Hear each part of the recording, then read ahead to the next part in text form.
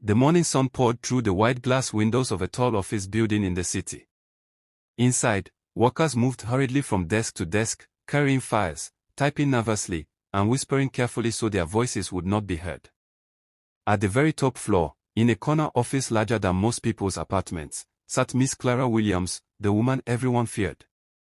She was in her early 40s, elegant in appearance, with sharp eyes that seemed to cut through anyone who dared to look at her for too long. "Is this how you people work?" Clara's voice thundered across the floor as she walked past her employees. "Useless. Incompetent. How many times have I told you I don't tolerate mistakes?" Her assistant, Michael, lowered his head, trembling. I'm sorry, Ma. It won't happen again." Clara scoffed. "Sorry. Do you think sorry will run this company? Get out of my sight.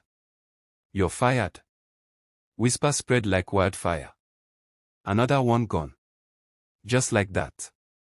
No second chances. Everyone knew one thing: Clara Williams had no heart. She never smiled, never thanked anyone, never showed kindness. To her, people were replaceable. Suitors had once come, rich men, educated men, kind men, but one after the other, they all left. None could stand her sharp tongue or cruel nature. Clara never cared. "Who needs people?" she often told herself.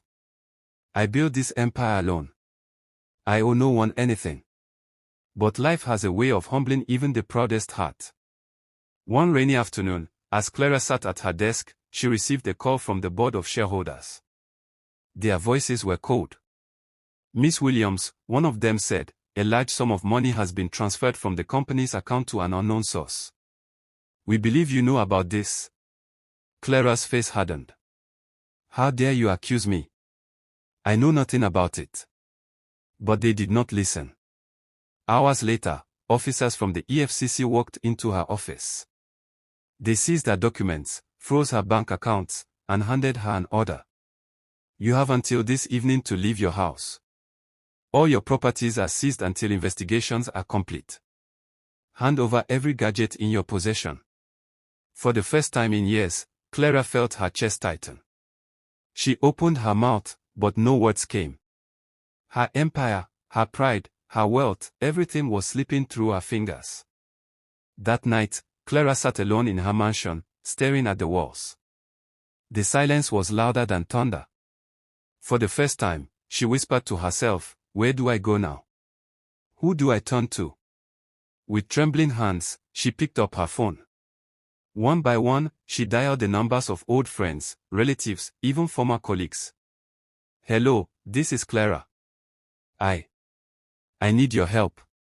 But instead of comfort, laughter filled her ears. The first call was to Linda, her former schoolmate. "Linda, please, it's me, Clara. I'm in trouble. I need somewhere to stay." Linda laughed bitterly. "Clara. The same Clara who once called me a failure in life. And now you're calling me. Please, don't ever dial my number again." Click. Her hands shook as she dialed another number, her cousin, Peter. "Peter, please, I don't know where to go. Can you help me, just for a few days?" Peter chuckled. "Help you? Clara, do you remember when my wife lost her job and we begged you for a loan? You mocked us. You said, only lazy people beg. Well, beg from someone else. Good night." Click. Clara swallowed hard, tears running freely now. She tried one more, her former assistant, Michael. "Michael, please forgive me for the past. I really need help." Michael's voice was cold. "Miss Clara, you destroyed my career. You made me feel worthless. And now you're asking me for kindness. I'm sorry, but I have no space in my heart for you." Click. One after another, the calls ended the same way, with rejection, mockery, and the echoes of her own cruelty returning to her. When the EFCC officers arrived at her home, Clara was still sitting on the floor, phone in hand, eyes swollen from tears she never thought she could shed. "Time is up, ma'am," one officer said flatly. "Please step out." They walked her to the gate. No car, no phone, no money. Just the clothes she wore. For the first time in her life, Miss Clara Williams stood outside her mansion with nothing. The heavy gates closed behind her. She stared at the street, at the empty road stretching before her. The night air was cold, but the emptiness in her chest was colder. Slowly, she whispered to herself, voice breaking with regret. If I had known, I would have treated people better. If I had known, I would have been kind. Her tears dropped to the ground, her pride shattered.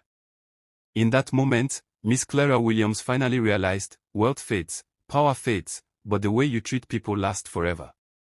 Pride can build walls, but kindness builds bridges. Don't end up like Clara. Subscribe for more powerful stories, turn on notifications so you never miss the next lesson. Watch the next story here.